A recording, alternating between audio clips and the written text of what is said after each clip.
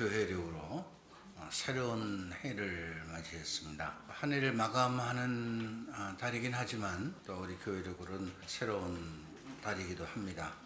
지금 우리가 대림 시기를 맞이하고 있습니다.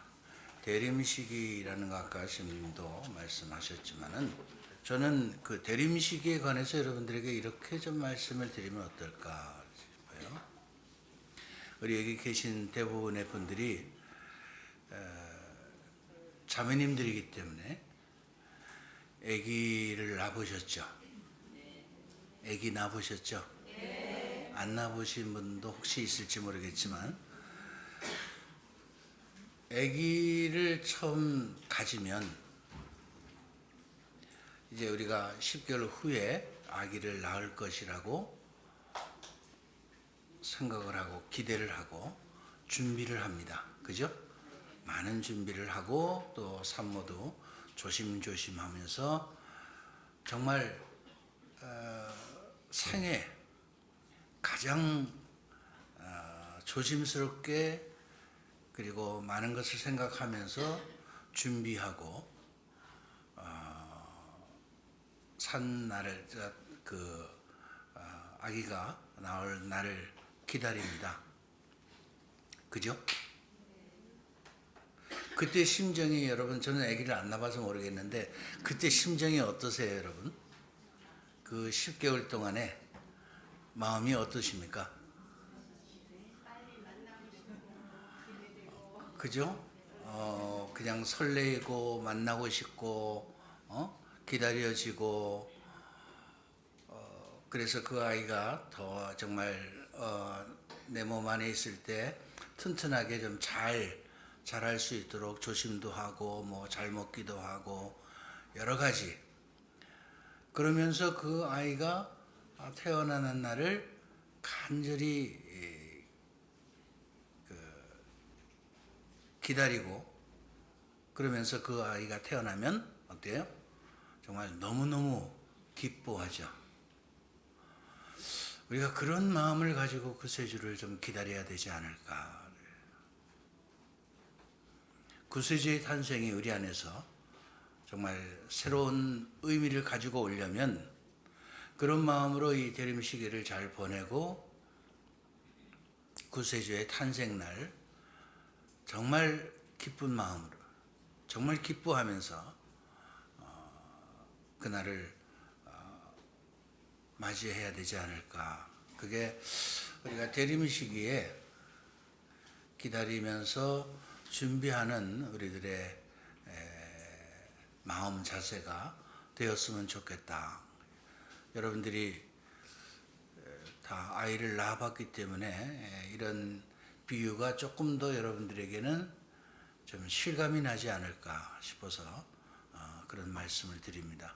어쨌든 대림 시기를 잘 보내시고 정말 기쁜 성탄을 맞이하시면 좋겠다 싶습니다. 저는 이제 오늘 여러분들에게 우리 교회력으로 새로운 달을 맞이하면서 내년 한 해, 금년 한 해에 어떻게 지내야 될까? 우리 금년 한 해의 방향, 우리들의 어떤 삶의 자세, 우리들의 영성생활을 어떻게 보내면 좋을까라는 말씀을 생활화하는 한 해가 되자라는 제목으로 말씀을 드립니다. 우리가 금년 한 해, 지난 한 해를 생각해 보면 참으로 많은 은총을 받았습니다. 한번 잘 생각해 보세요. 너무너무 많은 은총을 받았죠.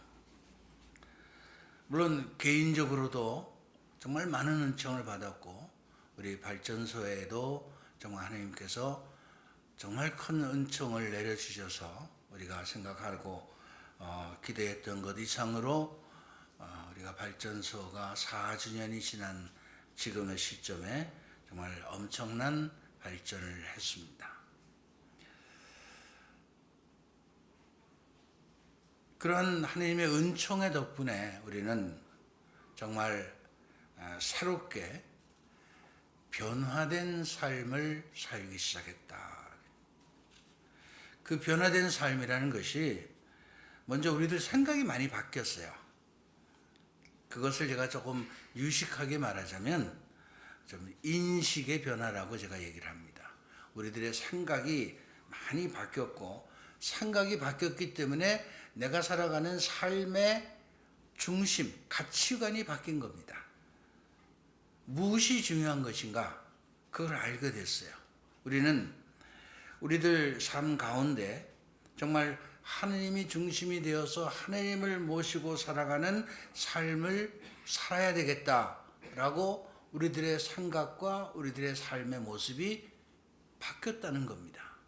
이건 정말 대단히 큰 변화이고 은총의 선물입니다. 너무나 감사한 일이죠.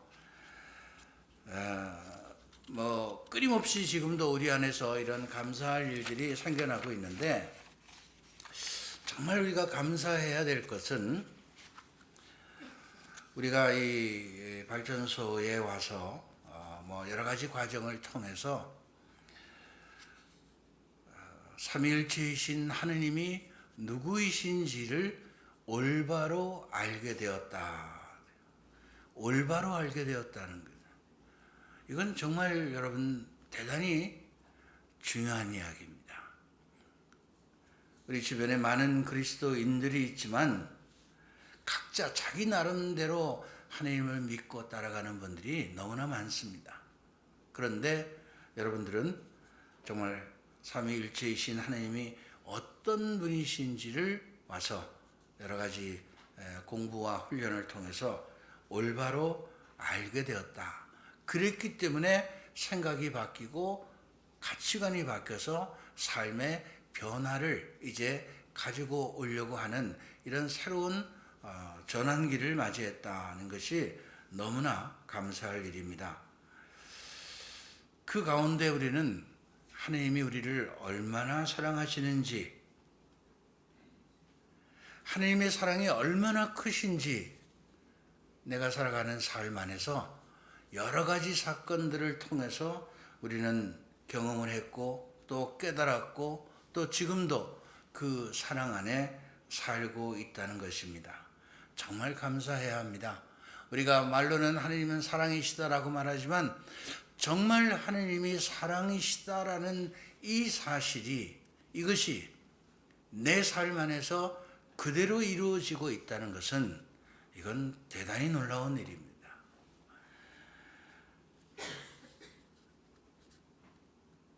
우리는 이처럼 하나님의 은총을 받은 많은 시간과 사건들에 관해서 우리는 이번 이 대림 시기에 또 새로운 한 해를 맞으면서 한 해를 보내면서 정말 생각해보고 감사해야 되겠다는 겁니다.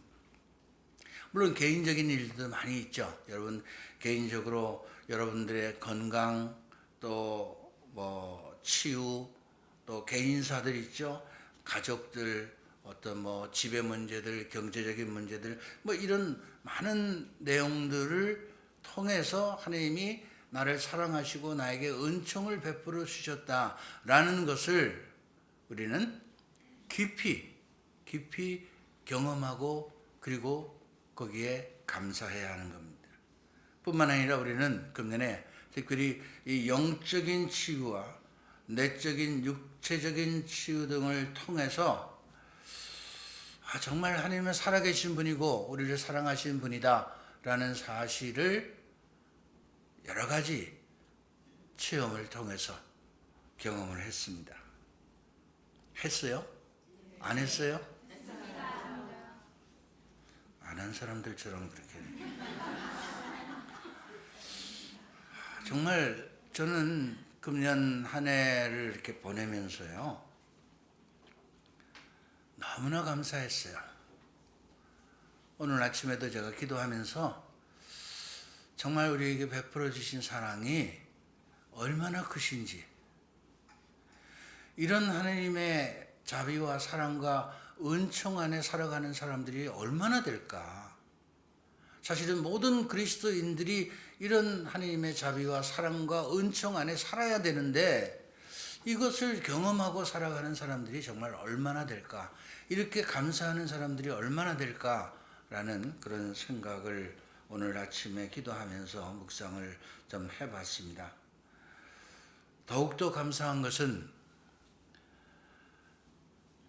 정말 부족한 우리 한 사람 한 사람을 당신의 자녀가 되도록 부르신 것도 감사한데 또 그 중에 뽑아서 많은 사람들 가운데 뽑아서 당신의 제자로 불러주셨다는 겁니다. 그렇기 때문에 여러분들은 우리 복음화 발전소에 들어오셨고 둘의 공동체에 소속이 되어서 같은 생각과 희망을 갖는 그런 사람들끼리 서로 기도하고 또 함께 신앙생활을 나눌 수 있다. 이게 얼마나 감사한 일입니까? 제 말에 동의하시나요? 네. 뿐만 아니라 저희들은 금년 한 해 성모님 성지를 신뢰하는 큰 은총도 저희가 받았습니다. 저희가 방문한 성모님 성지는 우리 교황청에서 공식적으로 인정한 성모 발현지가 11군데가 있는데 그 중에 3군데를 우리가 금년에 방문을 했습니다. 정말 다른 분들이 별로 가볼 수 없는, 가보지 못한, 그렇지만 교황청에서 공식적으로 성모 발현지라고 인정한 그러한 곳이 저희가 금년에 성모님 성지 순례에 방문했던 것입니다. 그 공식적으로 성모님 발현지가 여러 군데가 있지만 11곳이 있는데 그 중에 과테말라, 멕시코의 과테말라가 있고요. 우리가 잘 아는 루르드, 파티마, 또 블란소에 좀 있습니다만은 특별히 이 리투아니아의 슐루바 이것은 세계에서도 두 번째 성모님이 공식적으로 세 번째 공식적으로 발현한 것이고 두 번째 공식적으로 발현한 것이 첫 번째가 과테말라고 두 번째로 공식적으로 발현한 것이 폴란드에 있는 레자이스크 성모 성지입니다. 또 그 다음에 이 키에츠바우츠의 성모님 발현 이런 것들을 저희가 금년에 정말 성모님 성지를 방문했다. 성모 성지를 순례했다는 것이 너무나 정말 감사할 일이죠. 우리가 메주거리 성모님에 관해서 많은 분들이 이야기를 하고 또 방문을 하고 있습니다만은 메주거리 성모님은 아직 공식화되어 있지 않습니다. 공식적으로 인정되어 있지 않고요. 지난주에 저희 본당에 그 본도출판사의 사장님이 와서 그 성모성지 책에 관한 설명을 하는데 메주거리는 공식적으로 인정받을 가망이 없다고 그래요. 여러 가지 이유가 있겠습니다만은 어쨌든 그런 말씀을 하시길래 조금 저는 잘 이유가 뭔지는 잘 모르겠습니다만은 어쨌든 간에 그래도 교황청에서 종교적인 영향을 주는 모임은 계속 갖고 있다는 것을 인정한 것이 메주거리의 성모님입니다. 그러나 공식적으로 발현지라고 성모 발현지라고는 인정하지 않았다. 그리고 그 신부님 말씀으로는 별로 가능성이 없지 않느냐 그렇게 이야기를 하시길래 어쨌든 간에 우리가 그 성모 성지를 이렇게 성모 발현지를 우리가 방문을 했습니다마는 성모님에 관해서 여러분들이 성모님에 관해서 특별히 우리가 한국 신자들이 굉장히 성모 신심이 강한 이런 나라 중에 한 나라입니다.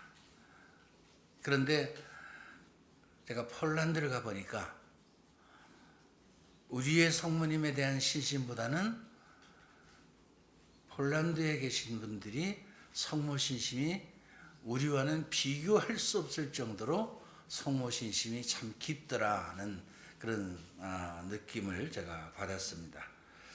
또 어쨌든 교황청은 얼마 전에 성모님에 관한 교서를 발표했습니다. 그 내용 중에 하나가 여러분들이 그 아주 잘 새겨 들으셔야 되는데, 그 내용 중에 하나가 성모님이 구세주와 똑같은 어떤 구원의 중재자로서의 역할을 한다라는 이런 표현은 앞으로 쓰면 안 된다라고 그랬습니다. 그래서 아마 여기 레지오 하시는 분들 많이 계시겠습니다만은 레지오의 교본의 여러 가지 내용도 지금 개편 작업을 이제 하고 있다는 사실을 여러분들이 아셔야 됩니다. 그 표현에 있어서 성모님이 구원의 중재자가 아니다. 구원은 오직 예수 그리스도에게서만 오는 것이다 라는 것이기 때문에 성모 신심이 자칫 좀 오버하면 마치 성모님이 하느님인 양, 구세주인 양 이렇게 생각하고 그런 신심을 갖는, 그런 생각을 갖는 우리들의 어떤 신앙의 자세를 이번 교황청에서 아주 분명하게 정리를 했다라고 말씀을 드립니다. 그럼에도 불구하고 제가 오늘 우리 복음화 발전소의 새해를 첫 시작하는 피정에서 성모님께 대한 봉헌식을 했습니다. 왜 그랬을까요? 그럼에도 불구하고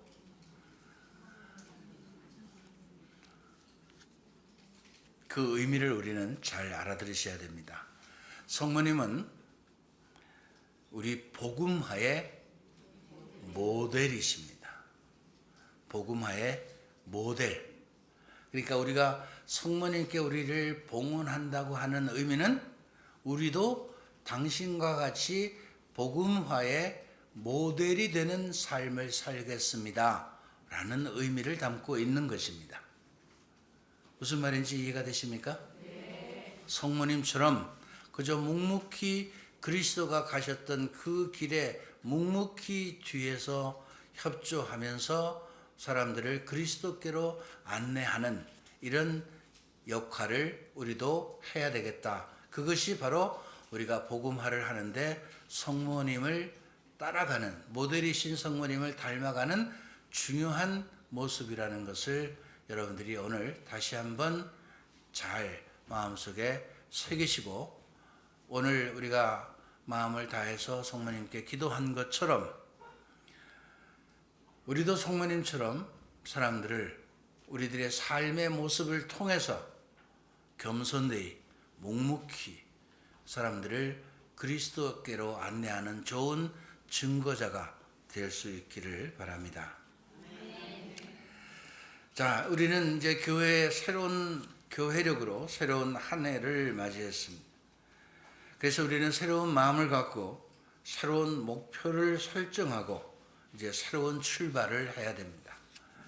여러분 아시다시피 12월 달부터 우리 복음화 발전소의 둘의 공동체의 개편 작업이 있었습니다. 그리고 제가 지난달에 말씀드렸듯이 이제 복음화 발전소가 새로운 시작을 한다라는 말씀을 드렸습니다. 모든 것을 다 새롭게 시작하는 마음으로 다시 복음화 발전소를 시작하는 그 원년이 바로 이제 이번 달 새해부터 시작되는 것입니다. 그래서 금년에 우리가 이루어야 될 목표를 제가 크게 두 가지로 말씀을 드린다면, 우리는 예수 그리스도와의, 첫 번째 예수 그리스도와의 친밀한 관계를 통해서 예수님의 마음을 담는 사람이 되어야 되겠다. 예수님의 마음을 담는 사람이 되어야 되겠다. 두 번째는 그리스도의 부활의 능력을 깨닫고 그분과 함께 살아가는 예수 그리스도의 참된 제자가 되는 것이다. 이것이 제가 금년에 우리 복음화 발전소의 모든 두레 회원과 발전회원 모든 분들에게 드리는 말씀입니다. 첫 번째, 우리가 예수님의 모습을, 예수님의 마음을 담는다는 것이 뭔가? 예수님의 마음은 우리가 성경에서 분명히 당신 자신이 어떤 사람이라고 표현하는 것은 두 가지밖에 없습니다. 나는 온유하고 겸손하다. 첫 번째, 우리는 그분의 겸손한 마음을 닮아야 되겠다. 겸손한 마음. 겸손이 뭐라고 그랬죠? 네, 겸손은 진리를 묵묵히 실천하는 것이다. 이 말에는 몇 가지가 포함되어 있습니다. 진리를 묵묵히 실천하는 것이다 라면, 첫째, 우리가 진리가 무엇인지를 알아야 돼요. 복음의 참 뜻이 무엇인지, 진리가 무엇인지를 알아야 되고, 그 복음의 참 뜻을 묵묵히라는 의미가 여러 가지 포함되어 있다는 거 아시죠? 말없이 떠들지 말고, 말로만 하지 말고, 나서지 말고 그냥 조용히 묵묵히, 그 다음에 실천하는 것이다. 실천.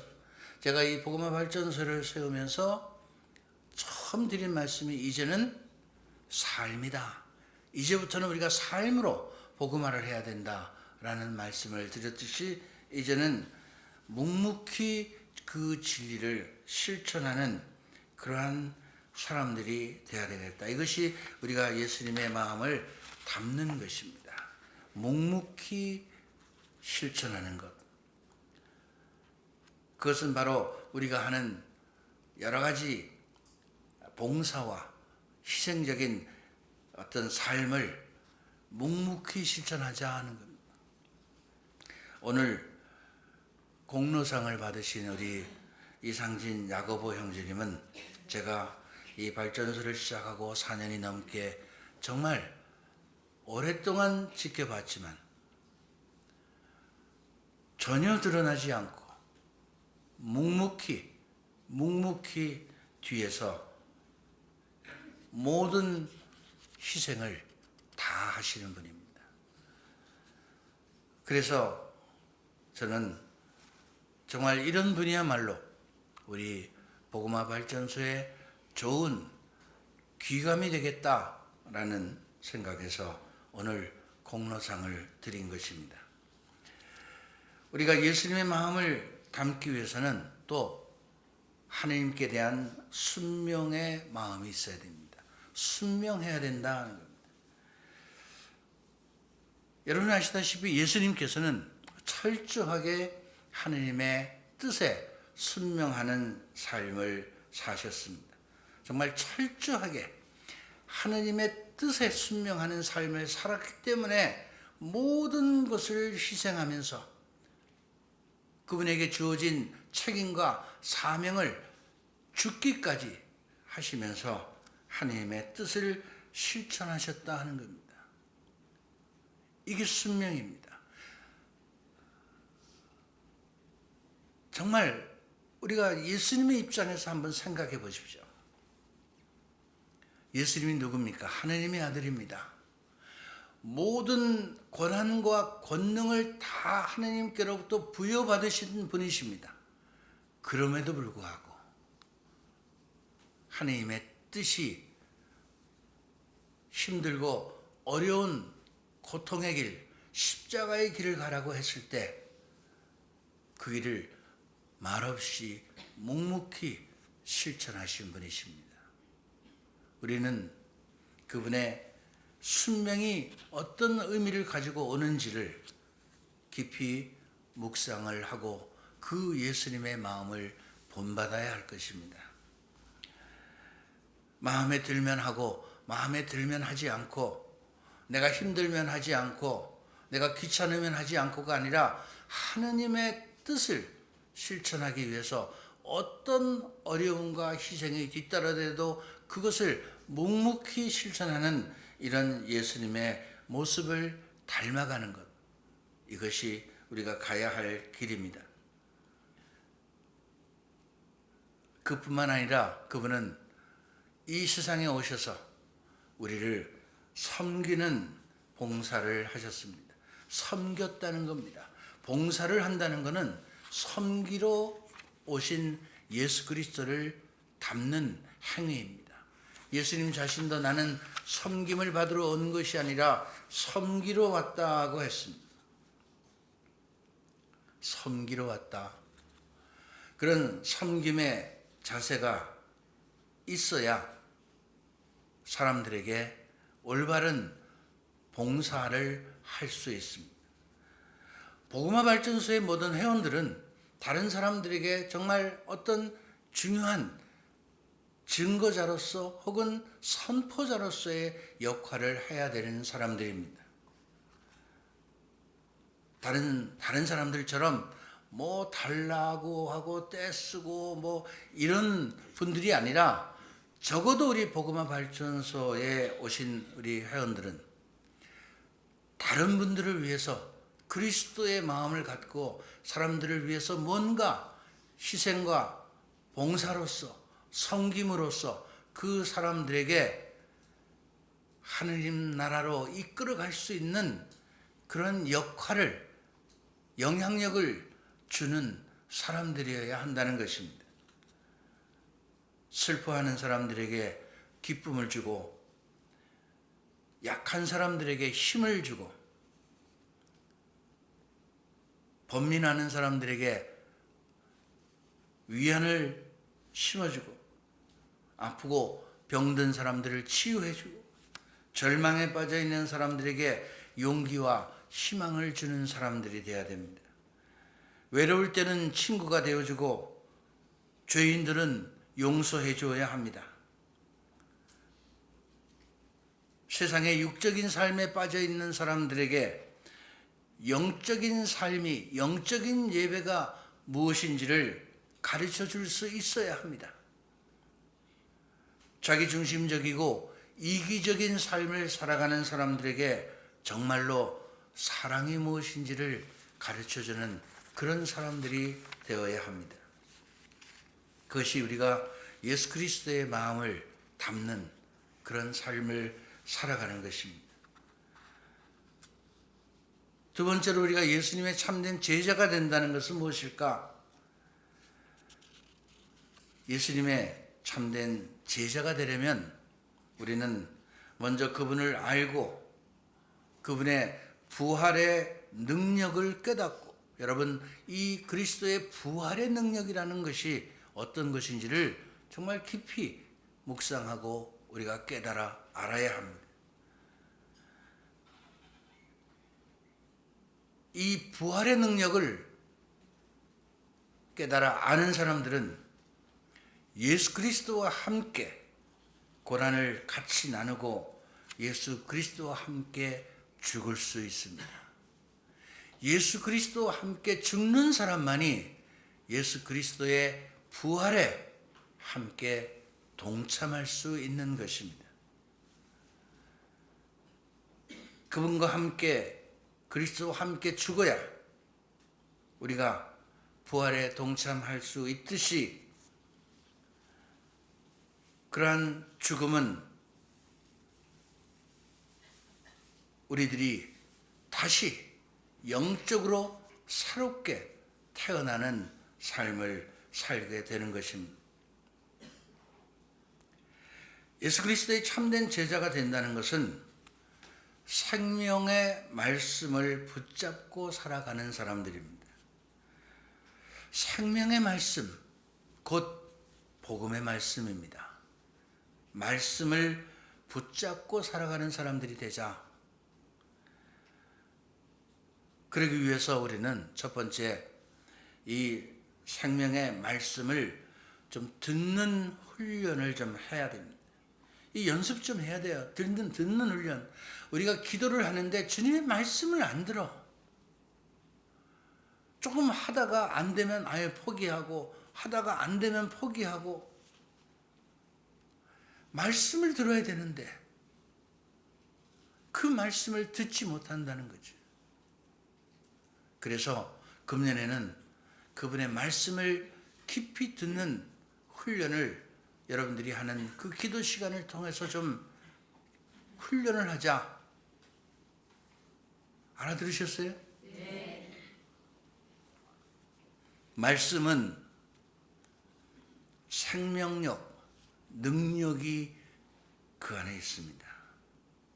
말씀이 사람이 되셨듯이 말씀에 의해서 사람이 되신 그분에 의해서 인류가 구원을 받았듯이 말씀의 능력을 깨닫고 알아듣는다면 그러한 우리들을 통해서 끊임없는 하나님의 구원 사업이 지속될 수 있다는 것을 여러분들이 아셔야 합니다. 오늘 제가 여러분들에게 굉장히 중요한 이야기들을 지금 하나씩 해나가고 있습니다. 말씀은 진리고 말씀은 곧 하느님이십니다.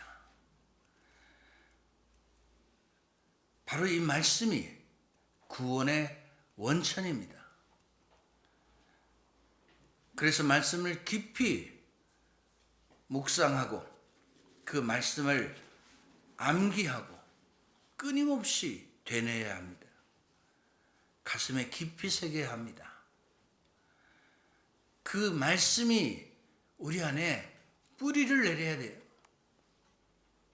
그리고 그 말씀이 뿌리를 내리고 싹이 돋아나서 그 싹이 돋아나기 위해서는 끊임없이 거름을 주고 보살피듯이 우리가 말씀을 묵상하고 그 말씀이 내 안에서 이루어질 수 있도록 정말 깊이 기도하고 말씀이 생활 안에서 실천하기 위한 정말 꾸준한 노력이 있어야 합니다. 그래서 기도하고 생활하는 이 기도 생활이 곧 영성 생활인데 이것이 우리 안에서 지속되려면 끊임없는 인내와 끈기가 필요하다는 것을 제가 여러분들에게 정말 귀에 딱지가 닿도록 이야기를 했습니다. 인내와 끈기가 필요하다. 제가 여러분들에게 정말 유명한 말을 했습니다. 신앙은 관념이 아니고 생활이다. 삶입니다. 그 말씀이 내 삶 안에서 구체적으로 말씀이 육화되었듯이 그 말씀이 내 안에서 구체적으로 실천되어서 나의 삶 안에서 그분이 증거되고 드러날 수 있도록 해야 된다는 겁니다.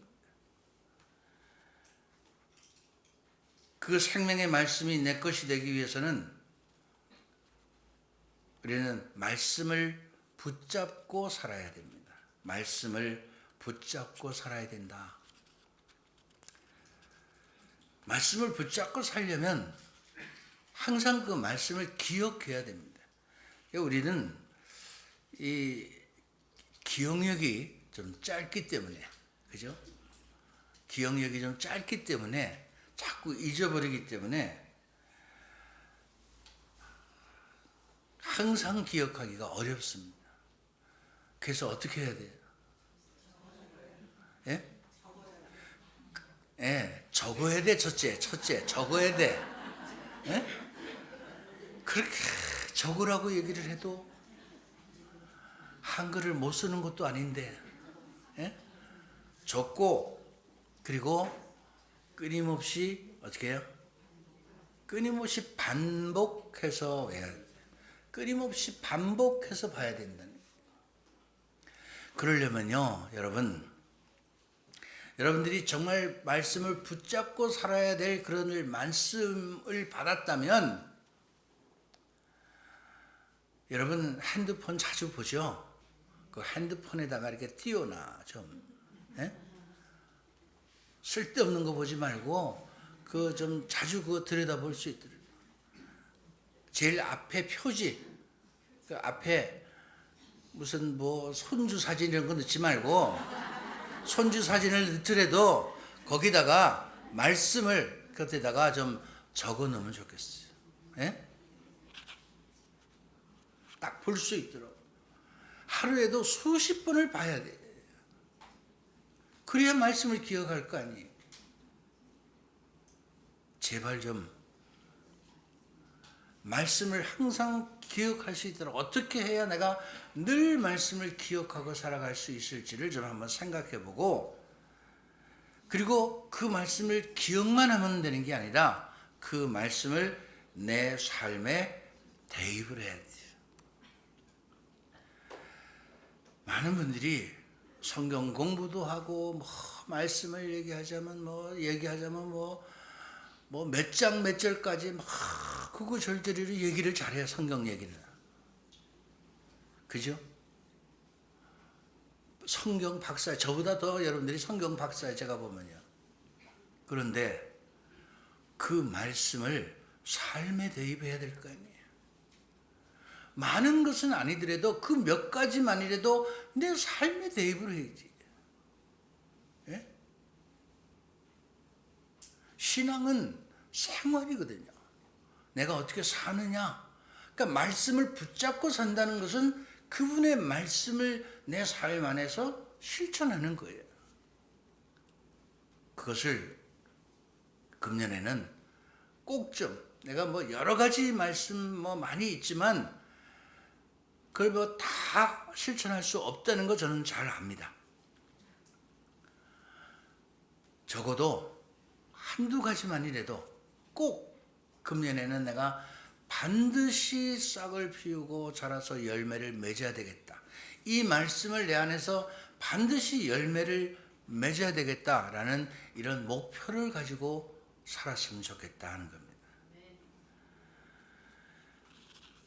어떤 상황에서도 우리는 이 말씀을 통해서 말씀과 함께 살아야 합니다. 이 무슨 말이냐면요, 여러분, 우리가 주님의 말씀을 듣습니다. 제가 우리 여기 대부분 다 훈련 받으신 분들이 많으니까 제가 기도를 어떻게 하라 그랬어요. 아침에 일어나면 감사기도 하고, 두 번째 나를 들여다보는 시간을 갖고, 세 번째는 주님께 오늘 내가 여러 가지 일어나야 될, 해야 될 이런 것들을 주님께 여쭤보고, 그걸 다 내어놓고 이걸 어떻게 해야 될지를 주님께 여쭤보고 나서 그 말씀을 듣고 그 말씀을 갖고 하루를 살아보라고 그랬어요. 이거를 여러분들이 생활을 하시는 분이 계신지 모르겠는데, 그게 안 된다면 이제부터라도 그걸 반드시 좀 실천해 보세요. 그 말씀을 갖고 실천하는 삶이 내 안에서 매일매일 지속적으로 일어나야 그것이 쌓여서 내 안에 열매를 맺는 것이거든요. 그러니까 기도는 매일 하는데 그 삶에 열매가 없거나 아무런 변화가 없다는 것은 기도를 매일 하는데 어떻게 하느냐, 그냥 내 할 말만 하고 끝나는 거예요. 말씀을 못 듣는 거예요. 왜 말씀을 못 듣는 걸까? 인내심이 없는 겁니다. 인내심이 없는 거예요. 제가 과거에 그 학교에서 이제 봉사를 할 때 기도 피정을 했습니다. 기도 2박 3일 기도 피정을 할 때 그때 꼭 이제 하는 그 내용 중에 하나가 끝장 기도를 하라고 그래요. 끝장을 봐라. 여기 2박 3일 동안 와서 잠 못 자도 좋으니까 2박 3일 잠 못 잔다고 죽는 거 아니니까 주님의 말씀을 듣는 것을 끝장을 보고 반드시 듣고 내려라. 밤을 새서라도. 근데 그렇게 하시는 분이 계시고 그렇게 못하는 분들이 있더라고요. 못하는 분들은 뭐냐? 오래 못 앉아 있는 거예요. 오래 못 앉아 있어요. 그냥 죽기 살기로 내가 끝장을 봐야 되는데 끝장을 못 보고 어느 정도 하다가 오늘은 말씀을 안 주시나 보다. 내일 있다가 좀 이따 다시 해봐야지. 또 조금 이따 가서 또 다시 앉았다가 아직도 안 주시나 보다. 또 내려왔다가 다시 또 가. 끊임없이 반복을 하긴 하는데 말씀을 못 들어요. 그걸 끝내지 말고 그냥 계속 앉아 있으면 좋은데 주님이 말씀을 주실까요? 안 주실까요? 여러분, 내가 당신의 뜻을 따라 살겠다고 결심을 하고 당신이 원하시는 것이 무엇인가를 듣겠다고 그분 앞에 앉아 있는데 그분이 말씀을 안 주신다는 건 말이 안 돼요. 그런 간절한 마음을 가지고 끝까지 기다려야 돼. 끝까지. 그런데 말씀을 주는데 말씀을 또 못 들어. 왜 못 들어요? 이게 내 생각인 것 같은 게 자꾸 그냥. 에? 그래서 제가 식별의 방법까지 이걸 하나님의 말씀인지 내 생각인지 악이 하는 소리인지를 분별하는 그 분별의 기준, 식별의 기준도 정말 여러 번 얘기를 했어요. 그럼에도 불구하고 또 의심하는 거야. 내 생각 아닌가? 식별을 해서 하나님의 말씀이다 라고 식별이 됐는데도 아니야, 또 이게 내 생각 아닌가? 그렇게 실천까지 못 가는 거예요. 항상 거기서 다. 그러니까 여러분, 말씀을 붙잡고 산다는 것이 뭐냐면 믿음이에요. 믿음. 말씀을 붙잡고 사는 것은 믿음이에요. 그걸 믿으면 그대로 해볼 수 있는데 그걸 믿지 못하니까, 의심하니까 삶으로 연결이 안 된다는 겁니다. 제 말이 이해가 되세요? 네. 제발 끝장 기도 좀 하세요. 끝장. 좀 끝장 보세요. 예? 한 말씀이라도 해달라고 졸라보세요. 그리고 그 말씀을 식별해 보시면 알아요. 그리고 그것을 실천해 보면 확실하게 알게 돼 있어요.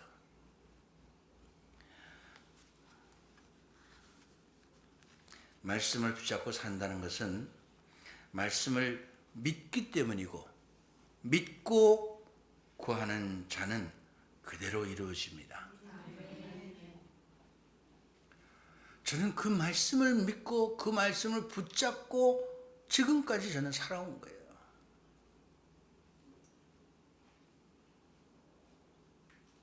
여러분들하고 저하고 뭐가 다를까?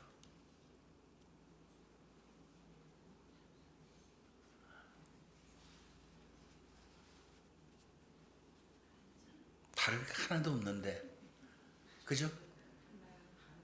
달라요? 뭐가 달라요?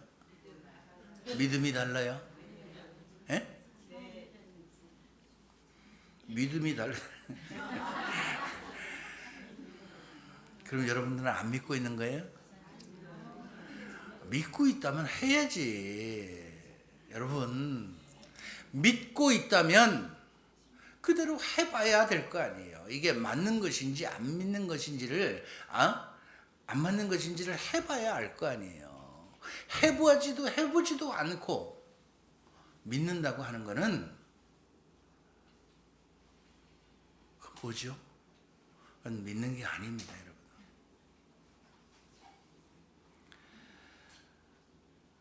여러분, 우리들의 느낌이나 생각이나 감정 또는 환경 이런 것들은요 바뀌어요. 시간이 지나가고 나면 다 바뀝니다. 없어져요. 다 없어져요. 이런 것들은. 그런데 말씀은 우리 안에서 영원히 남습니다. 말씀은 내 안에서 영원히 남아요. 바로 그 말씀이 나를 추스르고 나를 다시 일어날 수 있게 하는 힘을 갖게 하는 겁니다. 그 말씀에 생명력이 있기 때문에, 그 말씀에 능력이 있기 때문에 그런 거예요. 그러니까 기도하고 생활하는 기도 생활은 바로 말씀을 실천하는 것이다. 기도 시간을 통해서 말씀을 묵상하고 새기고 생활을 통해서 그 말씀을 실천하는 것이다. 이러한 기도 생활을 하는 동안 우리들의 삶 속에서 우리와 함께 하시는 분이 계십니다. 그분이 바로 성령이십니다. 기도 생활을 함께 하지 않는 사람들은 이런 성령의 역사하심을 모릅니다. 그런데 기도하고 말씀을 듣고 그 말씀을 생활로 옮기는 사람들 안에서는 성령께서 나를 이렇게 이끄시는구나, 성령께서 이런 은총을 주시는구나, 성령께서 이렇게 역사하시구나 하는 것을 분명하게 알 수 있는 거예요. 성령은 우리 모두의 삶에서 그 시작이고 출발점이고 또 길잡이가 되고 더 나아가서 힘이 됩니다. 힘. 우리가 그런 삶을 살아갈 수 있도록 도와주시기 위해서 오신 분이기 때문에 언제나 우리에게 힘이 되시는 분이라는 것을 여러분들이 아셔야 됩니다. 제가 좀 표현적으로 이런 말을 해서는 안 되는 것 같은데 좀 죄송합니다만 여러분, 성령님이 누구예요? 우리를 복음적 삶을, 하나님의 말씀을 잘 실천하기 위해서 하나님께서, 예수님께서 우리에게 보내주신 분이란 말이에요. 무슨 말인지 아시죠? 그러니까 우리를 도와주시기 위해서 보내셨기 때문에 저는 좀 표현상 좀 이런 표현이 그렇지만은 성령님을 활용하세요. 예? 좀 죄송한 표현이지만 성령을 활용하라고요. 성령님을 이용하라고요.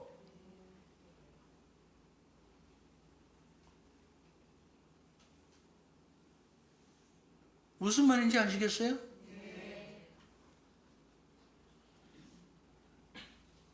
왜 도와줄 수 있는 분을 보냈는데, 도우미를 보냈는데 왜 그분을 활용하지 못해요?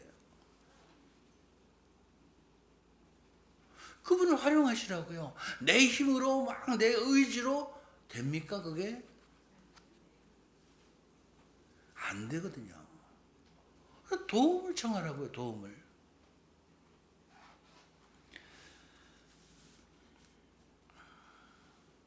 여러분, 성령의 도우심으로 살아가는 사람들. 그러니까 아까도 말씀드렸지만 우리의 느낌이나 감정이나 생각은 모두가 다 지워져 버리는 거지만, 없어져 버리지만, 그러나 우리들 생활은 지워질 수 없다는 거 아시죠? 우리 생활은 지워지지 않아요. 그러니까 그 삶에 있어서 성령의 도우심을 받고 가야 된다는 것을 여러분들이 분명하게 아셔야 됩니다. 말씀은 지워지지 않고 항상 우리들 생활 안에서 그 말씀이 실현되고 또 그 열매로 우리 눈에 보이는 현실로 드러나게 되어 있습니다. 우리가 그런 어떤 열매를 맺는 모습을 보고 다른 사람들은 하나님이 계시는구나. 예수님이 계시는 분이구나. 살아계신 분이구나. 그분이 정말 사랑이신 분이구나. 이런 것들을 우리가 그렇게 살아가는 그 모습을 보고 사람들은 하나님을 믿는 겁니다. 우리 현대인들은요, 그냥 어떤 말로 뭐 얘기해서 그래서 믿지 않아요. 우리들 삶의 모습을 보고.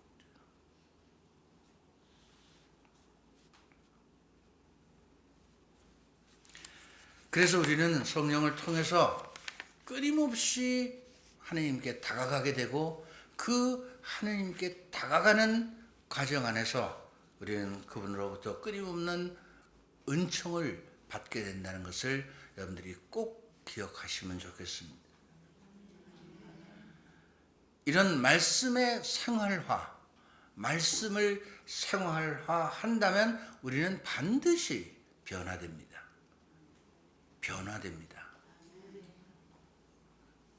왜냐하면 성령께서 우리를 새로운 삶으로 이끄시기 때문에 그렇습니다.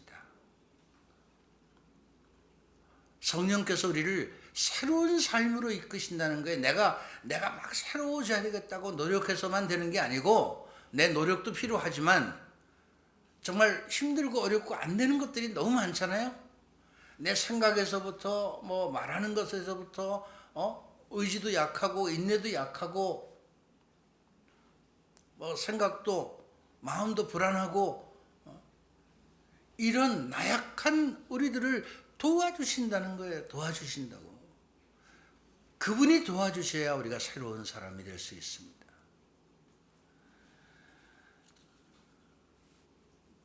그런 변화는 게으른 사람은 부지런해질 수 있고, 슬퍼하는 사람은 기쁨을 얻을 수 있고, 마음이 불안한 사람은 평화를 얻을 수 있고, 마음속에 미움이 있는 사람은 용서의 마음을 가질 수 있고, 절망에 빠진 사람은 희망을 가질 수 있고, 이기적인 삶을 살던 사람들은 이타적인 삶으로 바뀌게 되는 것입니다. 바로 성령께서 이렇게 우리를 변화시켜 주시는 겁니다. 이 말을 좀 거꾸로 하자면, 이런 변화의 삶이 내 안에서 일어나지 않는다면, 없다면, 그건 바로 내 안에서 성령께서 함께 하시지 않기 때문입니다. 왜 성령께서 함께 하시지 않느냐? 내가 도움을 청하지 않기 때문이에요. 성령께 의탁하고 성령께 도움을 청하고 간다면 반드시 이런 변화의 삶이 우리 안에서 일어난다는 것을 여러분들이 분명히 아셔야 됩니다. 이거는 제가 여러분들에게 아무리 설명을 해도 여러분들이 삶 안에서 구체적으로 체험해야 돼요. 이런 삶을 여러분들이 체험하는 구체적인 삶을 살아야 된다는 겁니다. 그래야 그때 그 선생님 말이 맞구나. 그래야 하나님 믿을 수 있는 거 아니겠어요? 그래야 하나님이 계시구나. 성령이 계시는구나. 성령이 계시다는 것은 하나님이 나와 함께 계시는 거구나 라는 거예요. 그래야 확고한 믿음이 생기는 거죠. 이게 뭐 하나님이 계신지 안 계신지 뭐 맨날 왔다 갔다 하고 말이죠.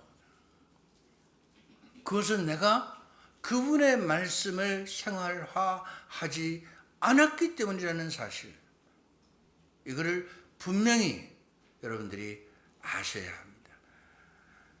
보통 우리는요, 내 기도를 안 들어주시면 하나님이 안 계시다고 생각해. 맞는 얘기입니까? 맞는 얘기예요? 아니라는 거 아시죠? 근데 많은 분들이 그렇게 생각을 해요. 내 기도를 안 들어주면 하나님이 안 계신 것 같아.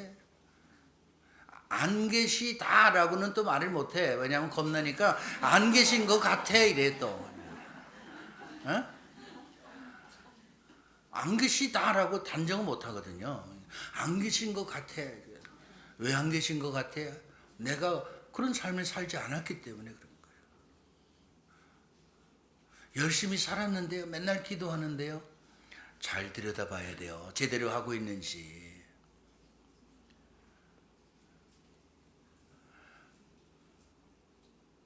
너무나 자기중심적인 삶을, 그런 신앙생활을 하는 분들이 너무나 많이 있습니다. 자기중심적인 삶. 그래서 이런 말씀의 생활화, 이 말씀의 생활화를 이루는 사람은 하나님이 그분과 함께 하시기 때문에, 성령께서 그 안에 역사하시기 때문에 반드시 그 사람 안에 하나님의 능력이 드러나게 되어 있어요. 하나님의 능력이 드러나야 돼요. 어떤 사람에게 하나님의 능력이 드러나요?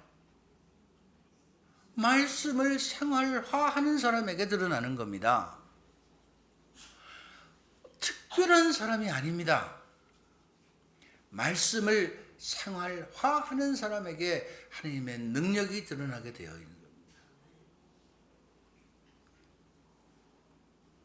그런 사람들은 끊임없이 하나님의 자비와 은총의 선물을 받을 수 있습니다. 그 안에 하나님의 자비와 사랑의 그 은총 안에 늘 살고 있게 되는 겁니다.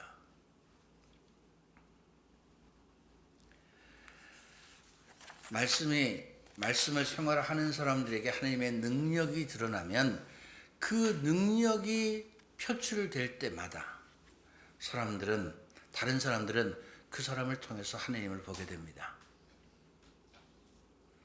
여러분들이 그런 사람들이 되어야 되지 않겠습니까?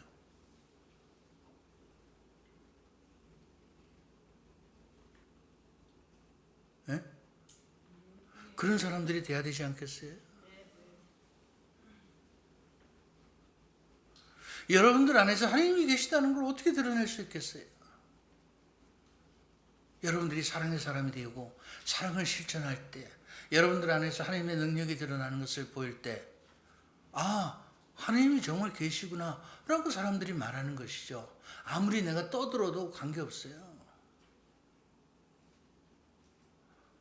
아무리 내가 거룩한 척해도 사랑하지 않는다면, 사랑을 구체적으로 실천하지 않는다면, 남을 위한 삶을 살지 않는다면, 나누지 않는다면, 그리스도가 사셨던 모습을 닮아가려고 하지 않는다면 우리 안에서 사람들은 하나님을 볼 수 없습니다. 그래서 이 말씀의 생활하는, 말씀이 사람이 되어 오신 예수 그리스도의 모습을 구체적으로 실천하고 사는 사람들이기 때문에 바로 예수 그리스도와 같은 구원 행위를 하는 것입니다. 구원적 삶을 통해서 다른 사람들을 구원의 길로 초대하는 거예요. 이게 우리 복음화가 하고자 하는 아주 중요한 과제이기도 합니다. 말씀이 사람이 되어 오신 분이 예수 그리스도라는 사실을 우리는 분명하게 성경을 통해서 배웠습니다. 말씀이 사람이 되어 오신 예수 그리스도,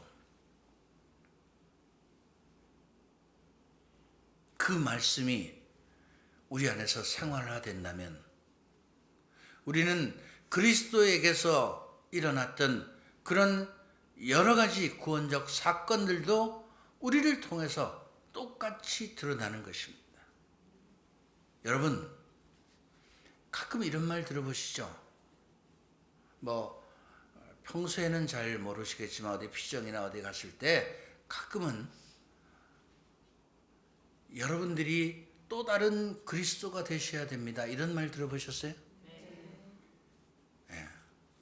그런 말씀 하시는 분들이 흔치 않은데, 여러분들이 또 다른 그리스도가 돼야 된다 그랬어요. 그건 뭘 의미하는 겁니까? 여러분들이 그리스도가 돼야 된다는 거예요. 그리스도가 무슨 말이에요? 예, 다른 사람들을 구원하는 그런 사람이 돼야 된다는 거예요. 그런데 우리가 어떻게 다른 사람들을 구원할 수 있겠습니까? 내가 구원할 수는 없어요. 그러나 다른 사람들을 구원해 주실 수 있는 그리스도께로 안내해야 되는 거예요.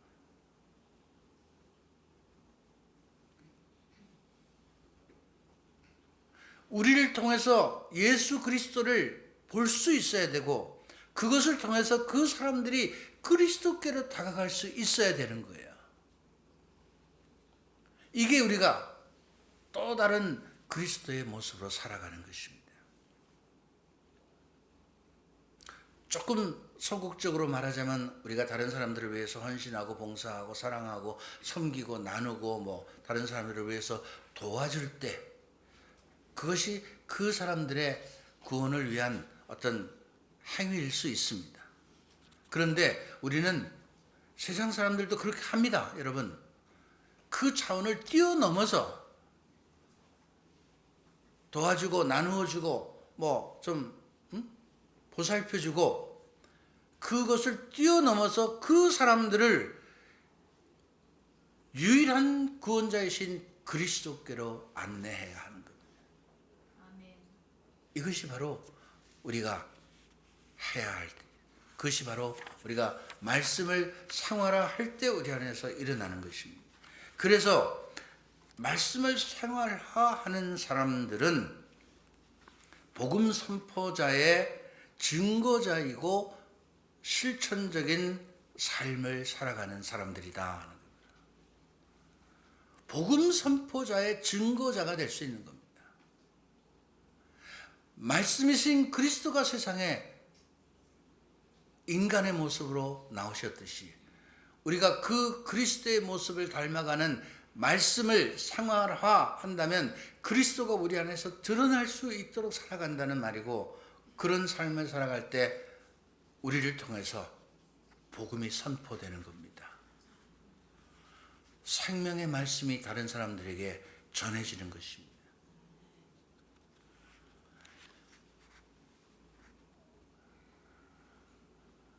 말씀이 사람이 되어 오신 그분이 바로 곧 복음입니다. 그리스도가 바로 복음입니다. 여러분, 그 복음이 우리 안에서 드러나야 되지 않겠습니까? 그 복음의 말씀이 정말로 기쁜 소식이라는 것을, 진리라는 것을 나의 삶 안에서 드러내야 되지 않겠습니까? 그렇게 살아가는 사람들이 예수님의 제자가 되는 것입니다. 그렇게 살아가는 사람들은 끊임없이 그 안에서 하나님의 은총 속에서 살기 때문에 감사의 생활을 하게 됩니다. 정말 끊임없이 감사의 생활을 하는 사람들, 말씀을 실천하는 사람들, 말씀을 생활화하는 사람들은 끊임없이 많은 은혜를 받고 생활이 변화되기 때문에 감사의 생활을 할 수밖에 없다. 여러분, 이 말씀을 마음속 깊이 새기시면 좋겠습니다.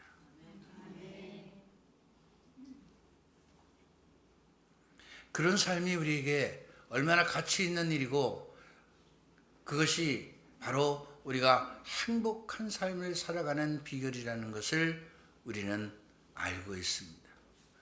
머리로, 그런데 삶으로 보여야 된다는 것입니다. 삶으로. 매일매일의 생활 안에서 감사하고 살아가는 사람들, 불평불만하지 말고, 여러분, 불평할 일이 있더라도 불평하지 마십시오. 화낼 일이 있더라도 화내지 마십시오. 누구를 미워할 일이 있더라도 미워하지 마십시오.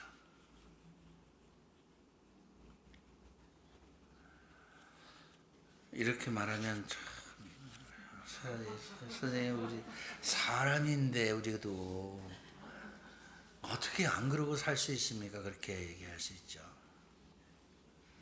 기도하고 생활하는 사람은 그렇게 살아갈 수 있습니다.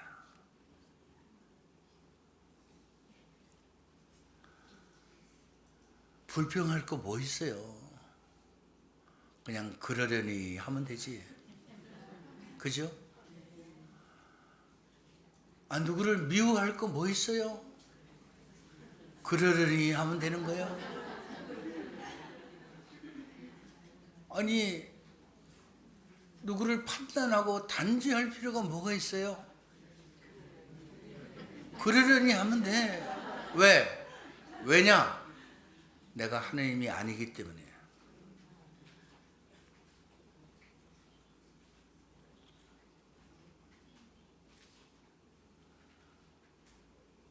그럼에도 불구하고 마음속에서 불평과 불만과 미움을 갖고 살아간다면 하나님께서 그 사람 안에 함께 하실 수 없습니다.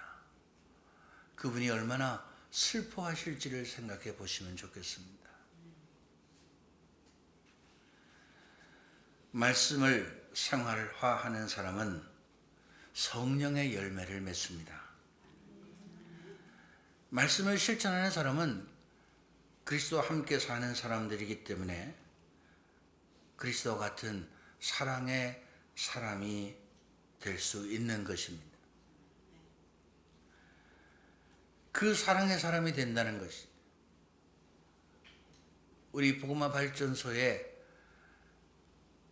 둘의 공동체 회원들은 이것이 목표예요.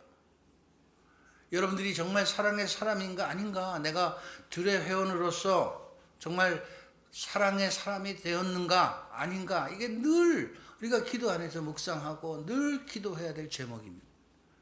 그래서 우리 회원들에게, 둘의 공동체 회원들에게 아주 기본적으로 그걸 잘 실천하고 살 수 있도록 하기 위해서 매일 깊이 기도하라, 말 조심해라, 내 생활을 나를 들여다보는 일기를 좀 써라. 이 세 가지 의무사항을 드리는 이유가 바로 거기에 있는 겁니다.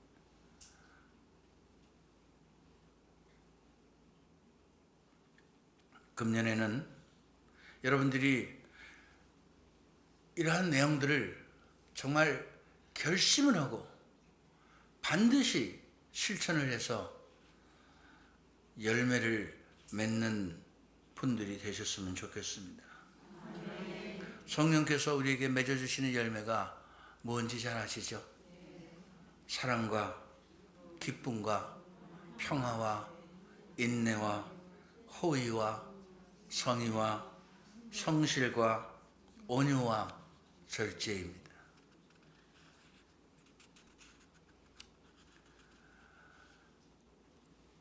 성령의 열매가 뭐냐? 그러면 다 알아요. 외웠어. 그런데 그 열매가 내 안에서 금년에 맺어지도록 해야 돼. 내년 이맘때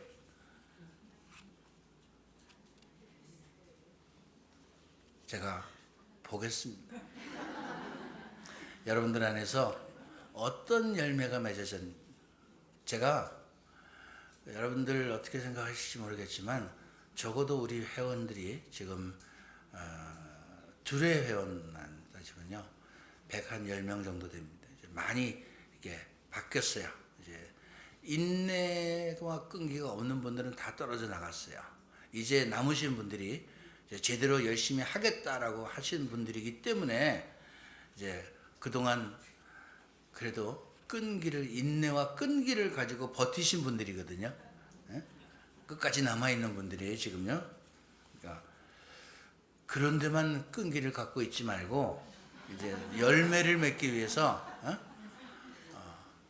여기 붙어 있으면 자연스럽게 열매를 맺는다, 이렇게 생각하시면 안 돼요. 개인적으로 정말 깊이 있는 기도 생활, 말씀을 듣고 생활하는 기도 생활, 이것이 몸에 뵐 수 있도록 특별히 말 조심하시고 뒷담화하지 마시고 남을 판단하고 단죄하는 말 하지 마시고 불평불만하지 마시고 불평불만할 일이 있다래도 어떻게 하라고요? 그러려니 하시고 남을 단죄해서 뒷얘기하고 싶어도 그냥 그러려니 입 밖으로 말이 튀어나오면요 그거는 절대로 주워 담을 수 없다는 거 아셔야 됩니다. 한번 말을 뱉은 것은 절대로 주워 담을 수 없습니다. 무서운 말입니다.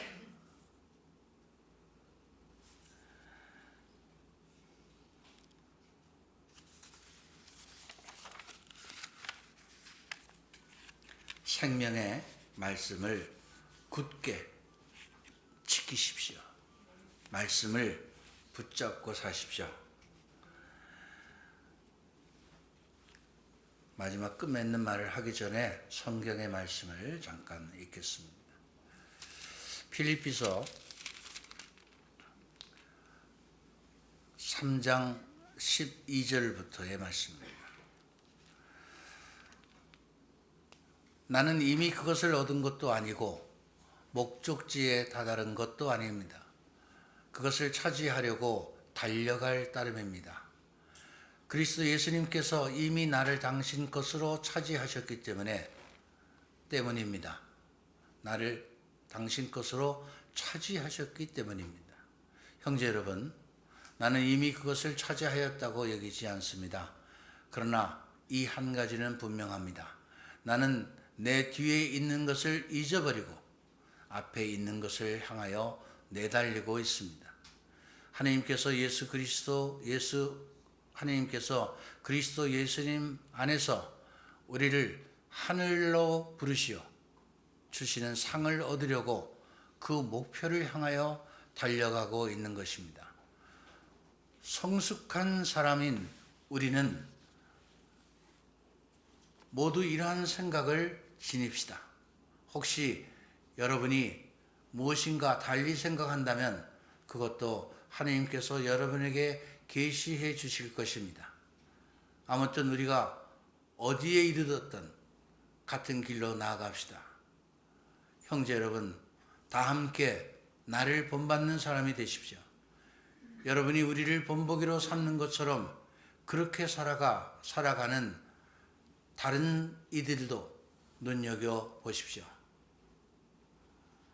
내가 이미 여러분에게 자주 말하였고 지금도 눈물을 흘리며 말하는데 많은 사람들이 그리스도의 십자가의 원수로 살아가고 있습니다.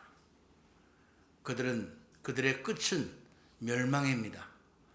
그들은 자기네 배를 하느님으로 자기네 수치를 영광으로 삼으며 이 세상 것만 생각합니다.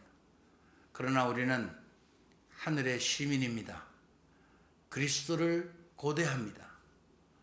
그리스도께서는 만물을 당신께 복종시킬 수도 있는 그 권능으로 우리의 비천한 몸을 당신의 영광스러운 몸과 같은 모습으로 변화시켜 주실 것입니다.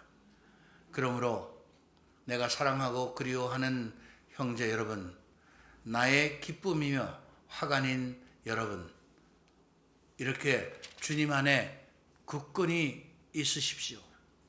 사랑하는 여러분, 나는 에오디에게 권고하고 신디케에게 권고합니다. 주님 안에서 뜻을 같이 하십시오. 그렇습니다. 나의 진실한 동지여, 이 여자들을 도와주도록 그들에게 당부합니다. 이들은 클레멘스를 비롯하여 나의 다른 협력자들과 더불어 복음을 전하려고 나와 함께 싸운 사람들입니다. 이 모든 이들의 이름이 생명의 책에 적혀 있습니다. 주님 안에서 늘 기뻐하십시오. 거듭 말합니다. 기뻐하십시오. 여러분의 너그러운 마음을 모든 사람들이 알 수 있게 하십시오. 주님께서 가까이 오셨습니다. 아무것도 걱정하지 마십시오. 어떠한 경우에든 감사하는 마음으로 기도하고 간구하며 여러분의 소원을 하느님께 아뢰십시오. 그러면 사람의 모든 이해를 뛰어넘는 하느님의 평화가 여러분의 마음과 생각을 그리스도 예수님 안에서 지켜줄 것입니다. 끝으로 형제 여러분, 참된 것과 고귀한 것과 의로운 것과 정결한 것과 사랑스러운 것과 영예스러운 것은 무엇이든지, 또 덕이 되는 것과 칭송받는 것은 무엇이든지 다 마음에 간직하십시오. 그리고 나에게서 배우고 받고 듣고 본 것을 그대로 실천하십시오. 그러면 평화의 하나님께서 여러분과 함께 계실 것입니다. 금년 한 해 말씀을 붙잡고